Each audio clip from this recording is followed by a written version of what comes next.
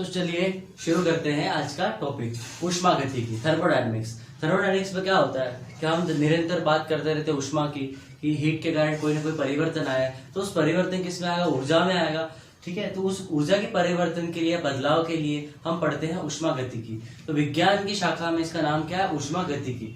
ऊष्मागतिकी की परिभाषा क्या होगी, एक ऊर्जा तथा दूसरी ऊर्जा में किस प्रकार बदलाव होता है यह व्यक्त करने का विज्ञान की शाखा में क्या कहते हैं, इसको ऊष्मागतिकी कहते हैं। तो यहाँ से आपको खबर पड़ गई होगी कि जहां हम ऊर्जा की बात करेंगे लेकिन किसकी, ऊष्मा के कारण। ठीक, ऊष्मा के कारण जो भी ऊर्जा में आपके परिवर्तन आया है, बदलाव आया है, उसको हम क्या बोलेंगे विज्ञान की शाखा की भाषा में, ऊष्मागतिकी। अब बात करते हैं ऊष्मागतिकी के 3 नियम होते हैं। सबसे पहला आता है शून्य का नियम। शून्य नियम इसलिए दिया गया, पहले बता देता हूँ शून्य से शुरू क्यों किया, एक से चालू करते, जैसे हमने पढ़ा था न्यूटन के नियम जो पहले से शुरू हुआ था, पहला दूसरा तीसरा। तो यहाँ पे 0 से शुरू क्यों हो रहा है, शून्य से शुरू क्यों हो रहा है, कारण ये था पहले पहला और दूसरा नियम आ गया था, उसके बाद जितने भी हमारे साइंटिस्ट वगैरह है उनको पता लगा कि यार नहीं, कि एक नियम और इससे पहले बनना चाहिए। तो अब पहला और दूसरा तो पहले ही हो गया, तो एक से पहले क्या आएगा, 0 आएगा। इसलिए इस नियम को क्या बोला गया, ऊष्मागतिकी का शून्यवा नियम, कि शून्य वाला नियम है ये भी ऊष्मागतिकी का। ठीक है, इसमें क्या बता रखा है, जीरो लॉ ऑफ थर्मोडायनेमिक्स बोलते हैं इंग्लिश मीडियम में इसको। तो इसमें क्या बता रखा है मैं आपको बताता हूँ, पहले इसकी परिभाषा पढ़ लेता हूँ फिर आपको मैं समझाऊंगा।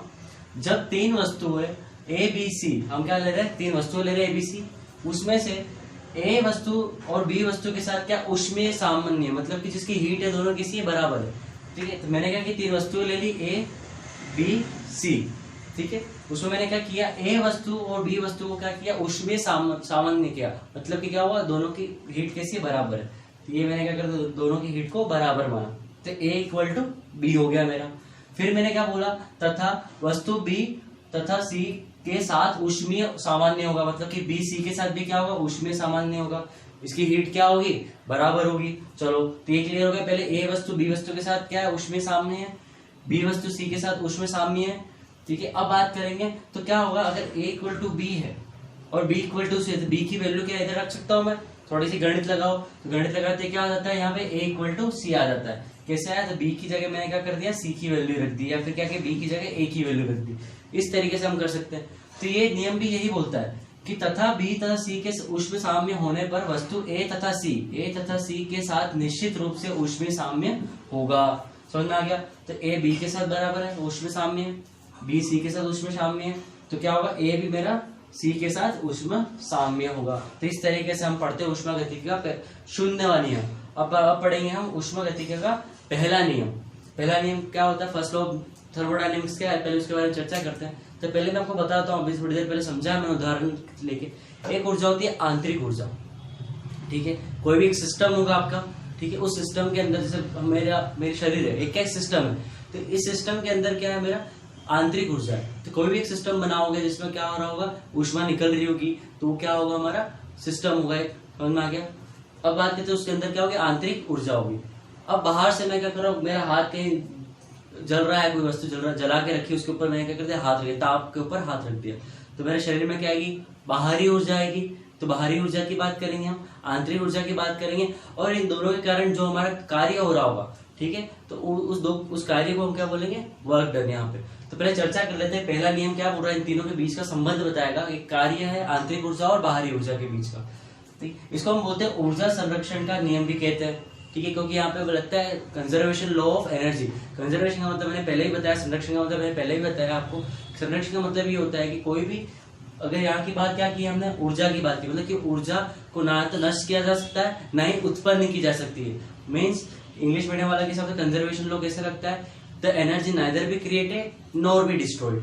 तो यहाँ पे भी वही नियम लिखता है, जो पहला नियम ऊष्मागतिकी का, वो यहीं से आया है, कंजर्वेशन लॉ ऑफ एनर्जी से।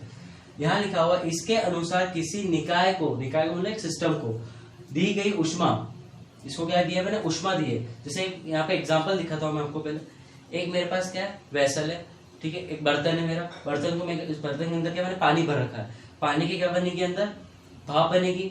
ठीक है, तो भाप यहाँ जाएगी ऊपर की तरफ, और ऊपर मैंने क्या रखा है, ढक्कन लगा रखा है। जैसे जैसे भाप बढ़ेगी तो ढक्कन को क्या करेगा, ऊपर की तरफ बढ़ाएगा। तो यहाँ पे भी कुछ इस तरीके से हो रहा है। मैंने क्या किया, ऊष्मा दी बाहर से, बाहरी ऊर्जा। ठीक है, बाहरी ऊर्जा को मैं किससे दिखाऊंगा, डेल्टा क्यू से।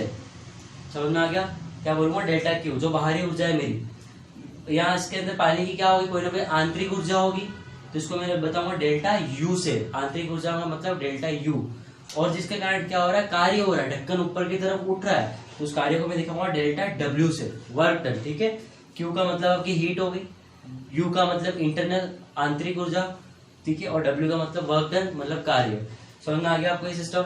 अब इसी के बारे में क्या क्या फर्स्ट लॉ में क्या है, इसके अनुसार किसी निकाय को दी गई ऊर्जा या ऊष्मा को क्या बोलूंगा मैं, दी गई ऊष्मा को डेल्टा क्यू परिवेश के विरुद्ध निकाय द्वारा किए गए कार्य, इसके द्वारा किए गए क्या कार्य और आंतरिक ऊर्जा, क्या है इसके अंदर आंतरिक ऊर्जा, इन दोनों के वृद्धि के योग के बराबर होगा। मतलब कि क्या होगा, सीधी सी बात है, जितनी हीट दी होगी उतनी इसके अंदर क्या बन जाएगी, इंटरनल एनर्जी परिवर्तन आया होगा, और जो परिवर्तन आया उसके कारण क्या वो कार्य होगा। मतलब कि क्या, इस ऊर्जा के कारण मेरे इन दोनों में क्या आ रहा है, परिवर्तन आ रहा है, तो इन दोनों का योग इसके बराबर होगा, सीधी सी बात है।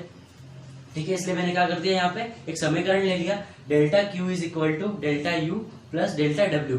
नहीं समझ में आया तो लिख दीजिए यहाँ पे, आपकी ये कौन सी है, बाहरी ऊर्जा है,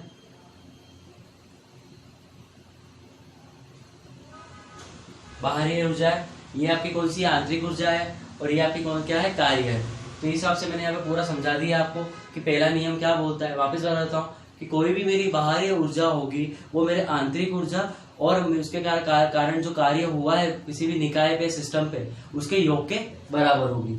ठीक है, लेकिन इस नियम में एक चीज समझ में आती, क्या जितनी आप चूल्हे पे जितनी भी गर्मी दोगे क्या उतने को उतना कार्य मिलेगा आपको, नहीं मिलेगा, ध्यान रखिएगा।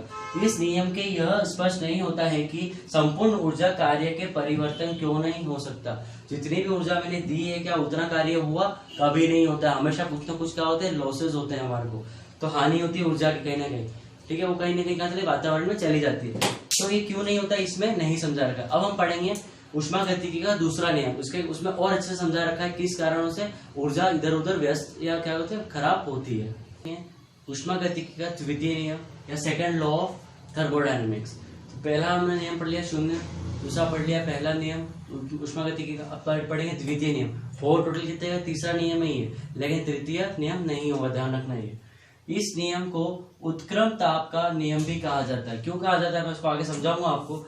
ठीक है, अभी हमने जस्ट पहले नियम में क्या लास्ट में बात करी थी, यही की थी कि जितनी भी आपकी ऊर्जा लगा रहे हो आप, वो संपूर्ण रूप से कार्य में नहीं मिल रही है। तो उसी पॉइंट को लेके हमने द्वितीय नियम बनाया है।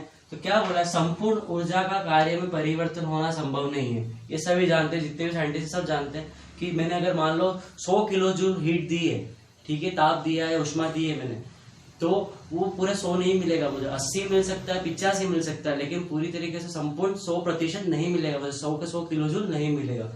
तो संपूर्ण ऊर्जा का कार्य में परिवर्तन होना संभव नहीं है, तथा ऊष्मा को अपने कम ताप से अधिक ताप की वस्तु की ओर प्रभावित नहीं हो सकती।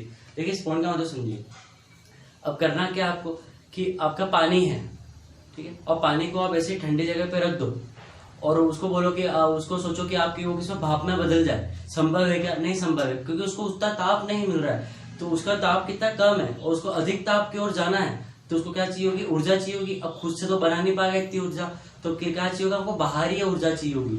ठीक है, यहाँ पे वही बता रखा है, ऊष्मा अपने कम ताप से अधिक ताप की वस्तु की ओर प्रभावित नहीं हो सकती जब तक कोई बाहर ऊर्जा का उपयोग ना किया जाए। कोई बाहरी ऊर्जा का उपयोग नहीं किया जाएगा तब तक आप किसी भी निम्न ताप वाली चीज को उच्च ताप पे नहीं ले जा सकते, पड़े पड़े नहीं होगा। इस तरह मैं एग्जांपल में समझाता हूँ कि इस बर्तन में मैंने पानी भर रखा है, अभी मैंने इसको चालू नहीं किया, ठीक है, नीचे जो बर्नर है, चूल्हा है मेरा, उसको मैंने चालू नहीं किया।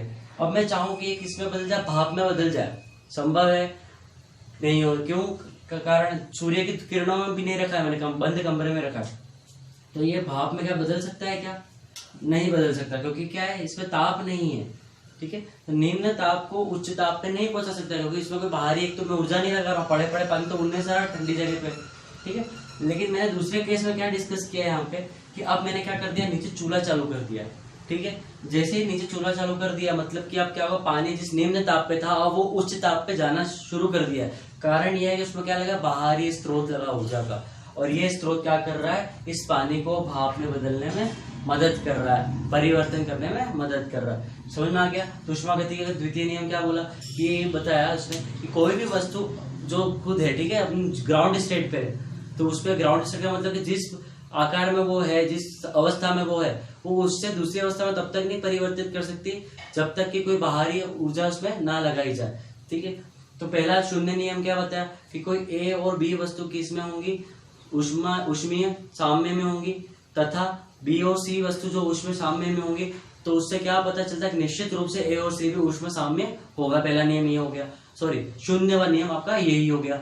अब बात करते हैं, तो पहले नियम में क्या बताया था मैंने आपको कि पहले नियम में ये था कि कोई भी आपकी बाहरी ऊर्जा आप लगाओगे अगर, तो वो किसके बराबर होगी, आंतरिक ऊर्जा और कार्य जो भी उसमें कारण हो, जो कार्य होगा आंतरिक ऊर्जा उसके कारण, तो उनका क्या होगा, योग होगा। तीसरी बात, और उसमें क्या बताया था मैंने आपको, ड्रॉबैक या लिमिटेशन उसकी क्या थी कि संपूर्ण जो भी ऊर्जा आप लगा रहे हो वो कंप्लीटली कार्य में परिवर्तित नहीं हो रहा है। तो यहाँ पे क्या लिखा है, पहली लाइन में समझा दिया है, इस नियम को उत्क्रम का ताप का नियम कहा जाता है, ये याद रखना है आपको। दूसरी बात, संपूर्ण ऊर्जा का कार्य परिवर्तन होना संभव नहीं है, इसलिए क्या लगेगी, कोई ना कोई बाहरी ऊर्जा लगेगी।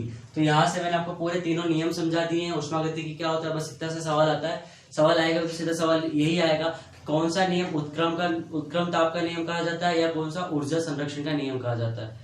ठीक है, तो आज की क्लास यही खत्म करते हैं। अगला टॉपिक हम पढ़ेंगे प्रकाश, उसके बारे में चर्चा करेंगे। प्रकाश थोड़ा लंबा चैप्टर जाएगा, आपके 2 या 3 वीडियोस में जा सकता है।